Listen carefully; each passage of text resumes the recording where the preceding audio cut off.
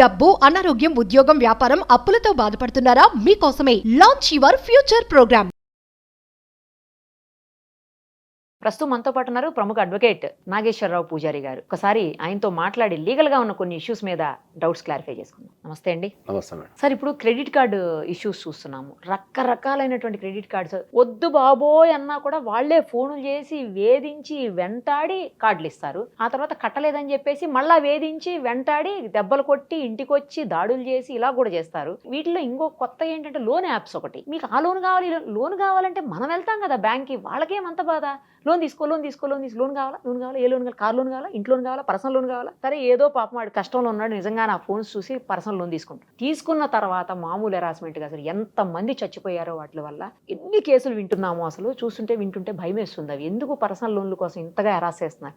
ఇంటికి వెళ్ళి కొట్టడము, తర్వాత ఫ్యామిలీ మెంబర్స్ మొత్తానికి ఫోన్లు చేసి వేధించడము. ఈ మధ్యన ఇంకోటి స్టార్ట్ అయింది సార్. ఆడేదో వెళ్తాడు, ఎవరిదో ఒకటి నెంబర్ ఇచ్చేస్తున్నాడు. అసలు సంబంధం లేని వ్యక్తి, ఈడెవడో ఎప్పుడో ఒకసారి పరిచయం ఉంటుంది, అనుకోకుండా ఫోన్ నెంబర్ ఏదో ఉండి ఉంటుంది వీడి దగ్గర. ఆ నెంబర్ ఇచ్చేస్తే వీడికి ఫోన్ చేసి నువ్వు ఆడి క్రెడిట్ కార్డు బిల్లు కట్టలా, లేకపోతే ఆడు లోన్ కట్టలా, నువ్వు కట్టని అడుగుతున్నారు. నేను విన్నాను అవి. అసలు నాకేం సంబంధం, నువ్వెవరు, నీకు తెలియకపోతే నీ నెంబర్ ఎట్లా ఇచ్చాడు వీళ్ళు అడుగుతున్నారు. ఇది బాగానే ఉంది, నువ్వు ఫస్ట్ డే కదా ఎంక్వైరీ చేయాలి. ఎవరి నెంబర్ ఇస్తున్నావు, ఎవరి నెంబర్ తీసుకుంటున్నారు, ఆ రెండో ఇచ్చే నెంబర్ ఎవరిది అని చూడాలి కదా. చూడకుండా ఎవరిదో ఏదో ఒక నెంబర్ ఇచ్చేస్తే నువ్వు ఇచ్చేసుకుని వేసేసుకుని రేపొద్దున ఆడికి ఫోన్ చేస్తే వాడికి ఏం సంబంధం అసలు? ఇది ఏంటి సార్? ఇలాంటి వాటిలో ఏం చేయొచ్చు? మీరే చెప్పారు కదా, ఇచ్చేటప్పుడు సతాయిస్తారు, తర్వాత ఇచ్చిన తర్వాత కూడా సతాయిస్తారని. ఇప్పుడు మీరు చెప్పిన దాన్ని బట్టి మీరు ఓవరాల్గా ఏం చెప్తున్నారంటే బ్యాంక్ అంటేనే సతాయించిన టైంలో చెప్పేసి. జనరల్గా ఏమైందంటే మనకి ఇప్పుడు క్రెడిట్ కార్డుకి సంబంధించి ఏంటంటే బ్యాంకులు మనకు రెండు రకాల లోన్స్ ఇస్తారు. ఒకటి సెక్యూర్ లోను, ఒకటి అన్సెక్యూర్ లోన్ అని ఇస్తారు. సెక్యూర్ లోన్ అంటే ఏంటంటే ఏదో ఒకటి తనఖా పెట్టుకుని ఇచ్చేస్తారు మనకు. సో మనం కట్టకపోయినా కూడా ఏం చేస్తారు, బ్యాంకు ఆస్తిని జప్తు చేసుకునే అధికారం మనం డాక్యుమెంట్లో రాసేస్తాం కాబట్టి నువ్వు కట్టకపోతే ఆప్ని జప్తు చేసేసుకుంటారు. అన్సెక్యూర్ లోన్లు ఏంటంటే మన మీద నమ్మకంతోనే ఇస్తారు వీళ్ళు. అంటే వీడు కట్టగలుగుతాడు, వీడిని రికార్డు మంచిగా ఉంది, ఫైనాన్షియల్ కొద్దిగా స్ట్రాంగ్ ఉన్నాడని నమ్మకంతోనే వాళ్ళు రిస్క్ చేస్తూ ఈ క్రెడిట్ కార్డు కానీ పర్సనల్ లోన్ కానీ ఇస్తారు. సో ఇప్పుడు కరోనా తర్వాత ఏమైపోయిందంటే ఏంటంటే కరోనాకు ముందు కొద్దిగా ఆర్థిక పరిస్థితి చాలా మంది బాగానే ఉంటుండే. ఇది చాలా మందికి తెలియని విషయం ఏంటంటే అందరూ ఏమనుకుంటారంటే ప్రపంచం అంతా ఖతర్నాక్ ఉంది, అందరు సుఖ సంతోషాలతో ఉన్నారు అనుకుంటున్నారు. కానీ కరోనా తర్వాత కొన్ని లక్షల మంది జీవితాలు రకరకాల కారణాల వల్ల చాలా ఎఫెక్ట్ అయిపోయినాయి. బయటికి కనిపించడంత ఎఫెక్ట్ అయిపోయినాయి. ఎందుకంటే క్రెడిట్ కార్డ్స్కి సంబంధించి ఇంతకుముందు ఇన్ని కేసులు లేవు. వీళ్ళు ఆ కరోనా టైంలో పని లేక క్రెడిట్ కార్డులు వాడుకొని, లేకపోతే రకరకాల వ్యాపారాలు మూసుకొని మైగ్రేషన్ అయిపోయి కరోనా టైంలో కొంతమంది చనిపోవడం ద్వారా, ఈ రకరకాల కారణాల ద్వారా ఏంటంటే కరోనా తర్వాత పర్సనల్ జీవితాలలో చాలా డ్రాస్టిక్ చేంజెస్ వచ్చాయి చాలా మందికి. సో దాని నుంచే ఇప్పుడు ఈ క్రెడిట్ కార్డుకి సంబంధించి బాగా కేసులు పెరిగిపోయినాయి. సో మనం ఏం చెప్తామంటే ఎవరికైనా ఏంటంటే జీవితంలో నీకు ఏ కష్టం వచ్చినా, అది ఏ కష్టం వచ్చినా కూడా చట్టంలో ఒక ప్రొవిజన్ ఉంటుంది. మనిషి బతకడానికి గాలి ఎంత ముఖ్యమో చట్టం కూడా అంతే ముఖ్యం. చట్టం లేకుండా ఒక నిమిషం కూడా బతకలేవు నువ్వు. ఈ ఒక్క నిమిషం ఈ దేశంలో ఎవరు ఏం చేసినా చట్టం వర్తించదని చెప్పు కథం ఎంతమంది చచ్చిపోతారు. కాబట్టి మనం పీల్చే గాలికి చట్టం ఉంది, నడిచే రోడ్డుకు చట్టం ఉంది, తర్వాత మనం వాడే వస్తువులకు చట్టం ఉంది, నిద్రపోవటానికి సౌండ్ పొల్యూషన్ కూడా చట్టం ఉంది. ఏ టైంలో ఎంత పొల్యూషన్ రావాలా, ఎంత సౌండ్ రావాలా, ఒక థియేటర్కి పోతే చట్టం ఉంది, తాగే వాటర్కి చట్టం ఉంది. అట్లా జీవితంలో ప్రతిదానికి చట్టం ఉంది. సో నీ జీవితంలో ఏ కష్టం వచ్చినా ఫైనల్ నేను కాపాడే చట్టమే అని చెప్తాను నేను. నువ్వు సరైన అడ్వకేట్ ఉండి కరెక్ట్ నువ్వు పోగలిగితే నీకు డెఫినెట్లీ నీకు కంపల్సరీ ఆన్సర్ దొరుకుతుంది, న్యాయం దొరుకుతుందని చెప్పగలుగుతాను. So when it comes to the credit కార్డ్కి వచ్చినప్పుడు ఏమవుతుంది అంటే ఏంటంటే వీళ్ళు ఏ వ్యక్తి కూడా, నేను చాలా మందికి కొన్ని వేల సందర్భాలు చెప్పిన ఏంటంటే ఈ భూమి మీద పుట్టిన ఏ వ్యక్తి కూడా లోన్ తీసుకున్న తర్వాత, అది పర్సనల్ లోన్స్ కావచ్చు, మన జనాల దగ్గర అప్పు తీసుకోవచ్చు, లేకపోతే మనం క్రెడిట్ కార్డులు తీసుకుండొచ్చు, తీసుకున్న ఏ వ్యక్తి కూడా లోన్ కట్టద్దు లేదంటే అప్పు తీర్చొద్దు అనుకోడు. అవును, ఓకే, ఖచ్చితంగా అనుకోడు. రీపేమెంట్ చేయాలనుకుంటాడు. ఎందుకంటే వాడు రీపేమెంట్ చేస్తే సుఖంగా ఉంటాడు. అవును, వాడు ఎప్పుడైతే రీపేమెంట్ ఆపేస్తాడో అప్పటి కష్టాలు స్టార్ట్ అవుతాయి. మనశ్శాంతి ఉండదు, కష్టాలు, టెన్షన్, స్ట్రెస్, ఇంటికి ఎవరైనా వస్తే భయపడ్డాము. ఇప్పుడు మన చుట్టాల దగ్గర అప్పు తీసుకుంటాం, ఫ్రెండ్స్ దగ్గర అప్పు తీసుకున్నప్పుడు బాగానే ఉంటుంది. అది మనం కావాలని చేసి ఉండొచ్చు, కొన్ని సందర్భాలలో తెలవక బిజినెస్ చేసి ఉంటాం, అవగాహన లేక బిజినెస్ చేసి ఉంటాం, కొన్ని సందర్భాల్లో టైం బాగలేక ఎన్నో ఉంటుంది దానికి. అట్లా అయినప్పుడు ఏమవుతుంది అంటే ఏంటంటే వీళ్ళు ఏదన్నా ఫైనాన్షియల్ ఇబ్బంది వచ్చినప్పుడు చనిపోవడం అనేది జరుగుతుంటుంది. ఎందుకంటే పక్కింటోడు ఏమనుకుంటాడో, ఎదురింటోడు ఏమనుకుంటాడో అని చెప్పేసి వీళ్ళు భయపడి చనిపోవడం అనేది జరుగుతుంటుంది. సో నేను అందరికీ ఏం చెప్తా అంటే ఏంటంటే ఈ భూమి మీద పుట్టిన ఏ వ్యక్తికైనా సరే, సామాన్య వ్యక్తి నుంచి ఎంత పెద్ద వ్యక్తికైనా సరే, వాని జీవితకాలంలో ఒక్కసారి ఫైనాన్షియల్ ఇష్యూ తగులుతుంది. ఫైనాన్షియల్ ట్రబుల్ లేకుండా జీవితాన్ని వాడు సావడు. ఒక్కసారి తగులుతుంది. ఎంత పెద్ద బిజినెస్ వేత్తకైనా సరే, పక్కన పాలసీలు చేంజ్ కావటమో, లేకపోతే ఇంకోటి కావటమో, లేకపోతే ప్లానింగ్ చక్కగా లేకపోవటము, అప్పుడప్పుడు అంతా బాగుంటుంది, వర్షం వచ్చి కూడా ఊలిపోతుంది మనకి వ్యవస్థ. వరదలు వచ్చో, వర్షం వచ్చో, కరోనా లాంటి టైంలో వచ్చో Natural ఈ మన disasters. అంటాం. సో ఈ ఫైనాన్షియల్ ఇబ్బందులు వచ్చినప్పుడు, ఏ రకమైన ఫైనాన్షియల్ ఇబ్బంది వచ్చినా మీరు చనిపోవద్దు అని చెప్తున్నాను గట్టిగా. ఎందుకంటే నేను అదైతే కరెక్ట్. మొన్న కూడా ఎవరో ఇట్లా సెల్ఫీ తీసుకొని వీడియో చేస్తూ చనిపోయిన వ్యక్తిని చూసిన. అంతకుముందు విజయవాడలో కూడా డాక్టర్ చనిపోవడము. ఈ చాలా ఫైనాన్షియల్ మంది ఇబ్బందుల వల్ల చనిపోవద్దు, చట్టంలో ప్రొవిజన్స్ ఉన్నాయని చెప్తున్నాను నేను చాలా స్పష్టంగా. మీరు గనక ఏదన్నా ఫైనాన్షియల్ ఇబ్బంది ఉండి, ఇప్పుడు బ్యాంకులకే తీసుకుందాం అనుకుందాం. ఓకే. బ్యాంకుకి జనరల్గా వసూలు చేసుకునే డైరెక్ట్ ఆర్బీఐ గైడ్లైన్స్ ప్రకారం వాడు ఎప్పుడు అప్పు వసూలు చేసుకోలేడు. ఆర్బీఐ పెట్టిన కండిషన్స్ ప్రకారం బ్యాంక్ వాడు అన్సెక్యూర్ లోన్ వసూలు చేసుకోవడం అసంభవం. అవునా? అందుకే మరి బ్యాంక్ ఇచ్చిన క్రెడిట్ కార్డులు కానీ, లేకపోతే పర్సనల్ లోన్స్ కానీ ఎవరైనా డిఫాల్ట్ అయితే ఆర్బీఐ గైడ్లైన్స్ ప్రకారం వసూలు చేసుకోవడం అసంభవం. కాబట్టి వాడు ఒక కొత్త వ్యవస్థను తెచ్చాడు. ఏందది? Recovery agents. వాడు ఏం చేస్తాడంటే, అరే నాకు పలానాడు అప్పియాలి రాబోయ్, నువ్వు వసూలు చేసుకోపో అని చెప్పేసి వీడు వానికి ఆదరేషన్ ఇచ్చేస్తాడు. వాడు బ్యాంకు కాదు, వాడు రూల్స్ పాటించాడు. వాడు ఏంది, వానికి కమిషన్ బేసిస్ ఉంటుంది. బాబు నువ్వు ₹1,00,000 వసూలు చేసినావు అనుకో, నీకు ఇంత ఇస్తా, 5 లక్షలు వసూలు చేస్తే ఇంత ఇస్తా అని వాడు ఒక డేటా అప్పులు ఎగ్గొట్టినలో లేకపోతే కట్టడంలో డేటా అంతా వాడికి ఇచ్చేస్తాడు. ఇచ్చేగానే వాడు ఏం చేస్తాడు, ఇక వాళ్ళ మీద పడి తెల్లవారులు పొద్దుల 6 గంటల నుంచి రాత్రి 12 దాకా వాళ్ళ తినుకొని వాళ్ళ ఉండి పక్కింటోనికి చెప్పి ఎదురింటోనికి చెప్పి కొట్టి తిట్టి, ఆడోళ్ళు ఉంటే ఆడోళ్ళని తిట్టి, పిల్లలు ఉంటే పిల్లల్ని తిట్టి, ఆ ఇంట్లో నుంచి పోకుండా అట్నే కూర్చుంటే చుట్టం వచ్చినప్పుడు, వాళ్ళు వచ్చినప్పుడు, వీళ్ళు వచ్చినప్పుడు రకరకాల ఇబ్బందుల వల్ల వీడు ఇజ్జత్కో, వీడు ఎక్కడైనా తెచ్చన కడతాడు, ఏం లేకపోతే సచ్చన పోతాడు, ఈ హరాస్మెంట్ భరించలేక. సో అప్పుడు అది బ్యాంక్ మీదకి రాదు, అదేమవుతుంది, రికవరీ ఏజెంట్ మీదకి పోతుంది.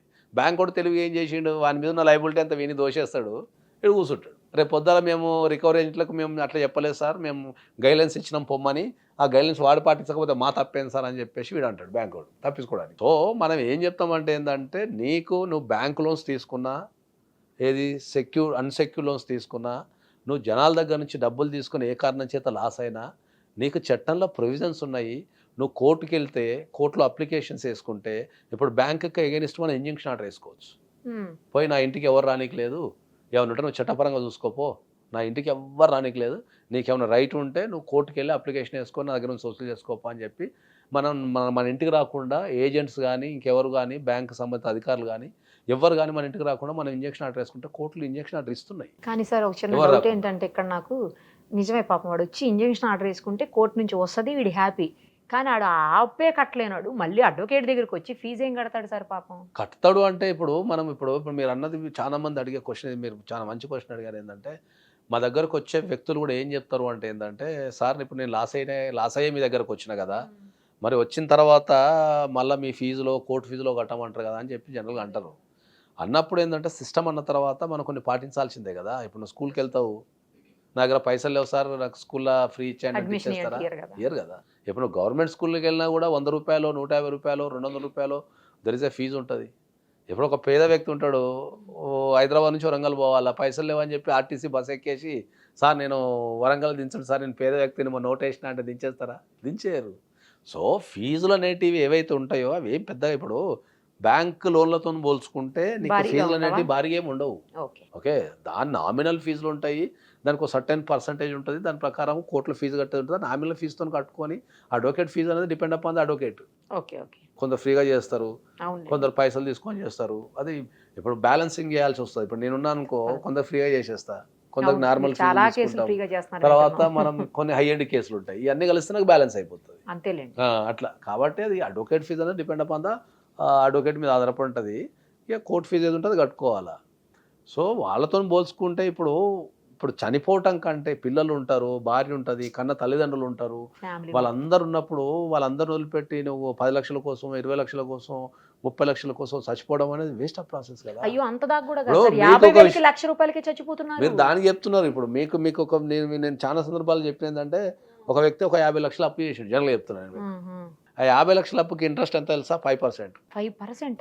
5% రూపీస్ ఇంట్రెస్ట్ కట్టాలా, నెలకు 2.5 లక్షలు ఇంట్రెస్ట్ కట్టాలా. బయట తెచ్చుకున్నాడు ఒక మార్కెట్లో అట్లా నడుస్తున్నది. ఇప్పుడు 50 లక్షలు అప్పు చేసి 5% చొప్పున నెలకు 2.5 లక్షలు ఇంట్రెస్ట్ కడుతున్నాడు ఆయన. 10 నెలలు కడితే 10 ఇది లక్షలు ఇటు తీసి అయిపోద్ది. అటు తీసి ఇటు కడుతున్నాడు అంతే. ఇక టైం పాస్ చేసుకుంటా ఒక దశలో ఏమైందంటే చచ్చిపోయే దశకు వచ్చేసిండు. ఇక ఈ ఆత్మహత్య చేసుకున్న టైంలో ఎవరు ఇచ్చిన నెంబర్ నా నెంబర్ ఇచ్చిండు. అన్నా నువ్వు రా, ఈ 50 లక్షల కోసం చచ్చేందుకు పోతావు రా అని చెప్పినాం, కూర్చున్నాం, అనలైజ్ చేసినాం. సో ఓవరాల్గా ఆయన 2 లక్షలు సంపాదిస్తున్నాడు, నెలకు 2 లక్షలు సంపాదిస్తున్నాడు. కట్టాల్సినప్పుడు 2.5 లక్షలు ఉంది. నెలకు మాట ఇచ్చిండు, ఇజ్జత్ పోతుంది, తెచ్చుకున్నా కదా, వాళ్ళ దగ్గర చెక్కులు ఉన్నాయి, ప్రామిస్ నోట్లు ఉన్నాయి కదా, కట్టకపోతే ఊరుకోరని వీళ్ళు కూడా వచ్చి అనేది ఇట్లా చేస్తున్నారు. సో ఈయన సంపాదించేది 2 లక్షలు ఉంది, బయట కట్టాల్సింది 2.5 లక్షలు ఉంది, కుటుంబ పోషణకు 1 లక్ష రూపాయలు కావాలా. మొత్తం ఈయన ఓవరాల్గా 3 లక్షలు సంపాదిస్తే మళ్ళీ అసలు అక్కడనే ఉంటుంది. అంతే కదా, కరెక్ట్. మళ్ళీ 50 లక్షలు అక్కడనే ఉంటుంది. మరి అంతే, కరెక్ట్. 3.5 లక్షలు సంపాదించేది 2 లక్షలు, మళ్ళీ నెలకు 1.5 లక్ష లాసు మళ్ళీ ఆడున్నది. దాన్ని ఏం చేసినాం మనం, సరే భయ్ ఇట్లా కాదని చెప్పేసి ఏం చేసినాం మనం, ముందు కోర్టులో కేసు వేసినాం. 50 లక్షలది ఎవరెవరి దగ్గర తెచ్చినో వాళ్ళందరూ కోర్టులో కేసు వేసినాం. ఫస్ట్ కోర్టులో కేసు వేసిన తర్వాత కేసు వేయంగానే ఇంజక్షన్ ఆర్డర్ వచ్చేసింది, ఎవరు వీడిని డిస్టర్బ్ చేయొద్దు, మీరు జోలికి వెళ్ళొద్దు, మీకేమైనా వచ్చేటట్టు ఉంటే మీరు వెళ్ళండి. నెక్స్ట్ లెవెల్ ఎప్పుడైతే కేసు వేసిందో ఇక్కడ నుంచి నోటీసులు పోయినా వాళ్ళందరూ అరే సార్ అదేం సార్ మాకు పైసలు లేవని మన ఆఫీస్కి వచ్చాము. మనం అందరినీ కూర్చోబెట్టినాం, అరే 5 రూపాయలు ఇంట్రెస్ట్ ఇది తప్పు కదా, నువ్వు బ్యాంక్ ఇంట్రెస్ట్ తీసుకోవాలి అది అని చెప్పేసి లాస్ట్కు అన్ని లెక్కలు చేసేసి ఆ అప్పు మొత్తం కలిపి 40 లక్షలకు చేసినాం. సూపర్. అసలు 40 లక్షలకు చేసిన తర్వాత ఏం చేసినాం, ఇదే పర్సన్ ఎవడైతే 2 లక్షలు సంపాదిస్తున్నాడో వాడిని తీసుకెళ్ళి ఒక చిట్టి 50 నెలల చిట్టి 50 లక్షలు చేసి దాన్ని ఎత్తినాం. ఎత్తితే 40 లక్షలు వచ్చినాయి.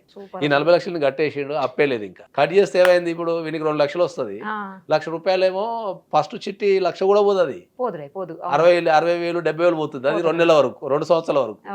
వీనికి వచ్చేది 2 లక్షలు, 1 లక్ష రూపాయలు చిట్టికి పోతున్నాయి, 1 లక్ష రూపాయలు ఫ్యామిలీతో ఎంజాయ్ చేస్తున్నాడు. అప్పుల అందరూ వెళ్ళిపోయారు, ఎవరికి పైసలు వాళ్ళకి వచ్చేసి. దీంట్లో ఎవరికి ఇబ్బంది కలిగింది? కరెక్టే. అసలు ఆ సలహా ఇచ్చి, ఆ ఐడియా ఇచ్చి, ఆ సలహా ఇచ్చి నిలబెట్టగలిగే వ్యక్తి లేకపోవడం ద్వారా ఇంతమంది చనిపోతున్నారు.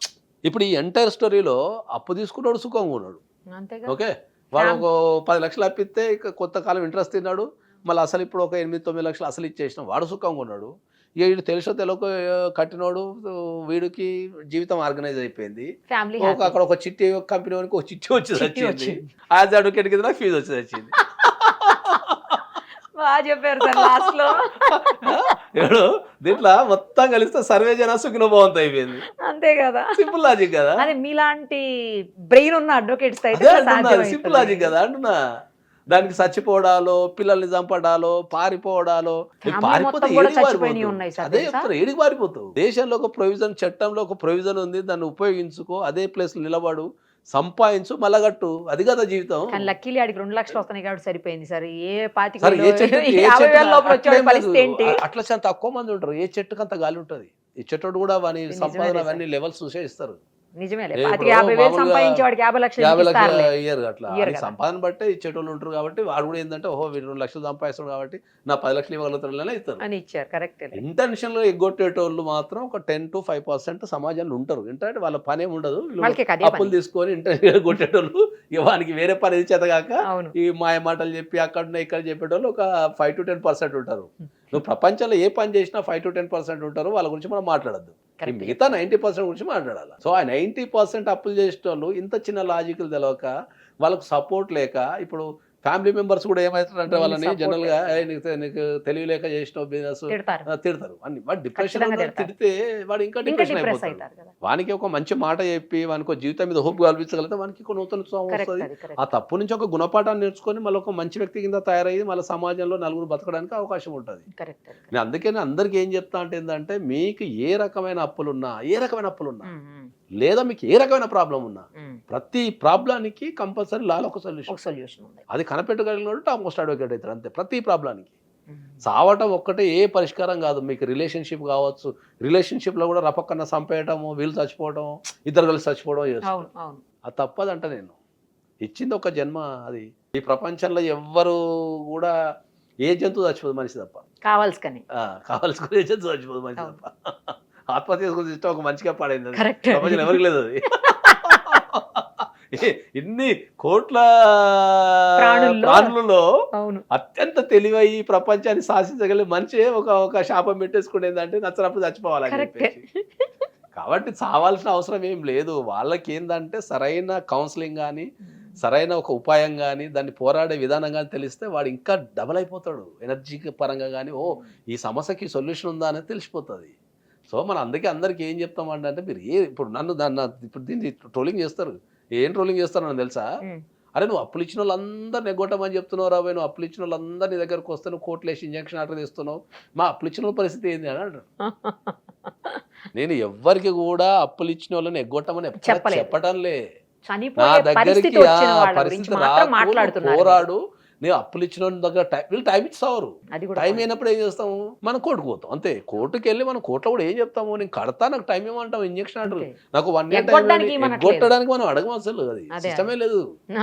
ఇది ఎవరికి అర్థం కాక ఏంటంటే మళ్ళీ దీనికైనా మళ్ళీ కింద ఇప్పుడు నేను ఇక ఈ కామెంట్లో చదువుకుంటా కూర్చోవాలన్నట్టు ఇక నువ్వు అందరు అప్పులు చేస్తే కొడతామని చూస్తున్నావు అని చెప్పి నన్ను నాకు కామెంట్ పెడతారు. నేను ఈ జీవితంలో ఏ వ్యక్తికి కూడా ఎవడన్నా అప్పు చేస్తే నువ్వు నిలబడు, పోరాడు, మళ్ళీ నిరూపించుకోని చెప్తా తప్ప తిరిగి పే పే చెయ్యి, మళ్ళీ పే చెయ్యి, కావాలంటే ₹1 తక్కువ చెయ్యి. సార్ నా దగ్గర ₹1 లేదు సార్ అని చెప్పి చెయ్యి.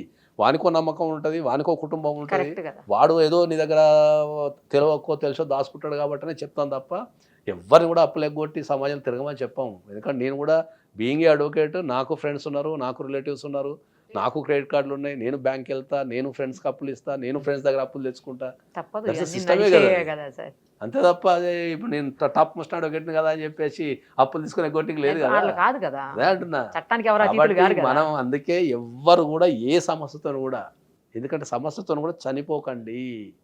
ఏ కష్టమైనా కూడా ఏ వ్యక్తికి జీవితాంతం ఉండదు. అది బ్రేకప్ కావచ్చు, అప్పు కావచ్చు. వాడికి జీవితాంతం బ్రేకప్, ఒక మనిషికి బ్రేకప్ వచ్చాడు జీవితాంతం ఉంటే ఇంకా వాడి జీవితం ఎడకపోతుంది. అదే కదా, బాగా అప్పు చెప్పారు. జీవితాంతం ఉంటే ఎవడు బతకడు. కరెక్ట్. అది వాని స్థాయిని బట్టి నెల రోజులో, సంవత్సరమో, 2 సంవత్సరాలు, 3 సంవత్సరాలు రికవరీ అయిపోతారు. అప్పు జీవితాంతం ఉంటే ఎవడు బతకడు దేశంలో. అందరి జీవితాలు ఇప్పటికి సగం జనం ఎప్పుడు వెళ్ళిపోతుంది. కానీ సార్ ఎవరైనా డిప్రెషన్లో ఉన్నా లేదా ఏదన్నా ప్రాబ్లంలో ఉన్నా, అది ఫైనాన్షియల్గా కావచ్చు లేకపోతే పర్సనల్ ప్రాబ్లమ్స్ కావచ్చు, ఏ రకమైన ప్రాబ్లమ్స్ అయినా సరే ఉన్నవాళ్ళు ఈ ఎపిసోడ్ చూస్తే మాత్రం 100% వాళ్ళు చనిపోవాలని డెసిషన్ అయితే తీసుకోరు సార్. నేను చెప్తున్నా కదా, నీకు జీవితంలో ఏ సమస్య ఉన్నా నా దగ్గరికి రా, నేను తీర్చబోతాడు. సూపర్. అసలు నేను చెప్తున్నా కదా, నీకు పర్సనల్ లైఫ్లో సమస్య కానీ చాలా మందికి ఆలోచించే విధానం తెలియకనే, నీకు పర్సనల్ సమస్య ఉన్నా, లీగల్గా సమస్య ఉన్నా, నీకు ఫైనాన్షియల్ సమస్య ఉన్నారా అని తెలుస్తాను. నేను చాలా సందర్భాలు చెప్పినాను. చాలా మందిని వాళ్ళు లవ్ ఫెయిర్స్ కానీ లేకపోతే ఫైనాన్షియల్ ఇష్యూస్ కానీ చట్టం అర్థం కాక కానీ చనిపోయిన చాలా మంది ఉన్నారు. వద్దు, అది అవసరమే లేదు. అది దాని లైఫ్ ఎంత బ్యూటిఫుల్ ఉంటుంది అంటే, ఎక్కడన్నా చూస్తే నాకు ఆత్మహత్య చేసుకున్నట్టు ఏం సమస్య ఉంది? ఆరోగ్యపరంగా కూడా కొన్ని వేల మెడిసిన్స్ ఉన్నాయి, అన్నీ ఉన్నాయి దాంట్లో.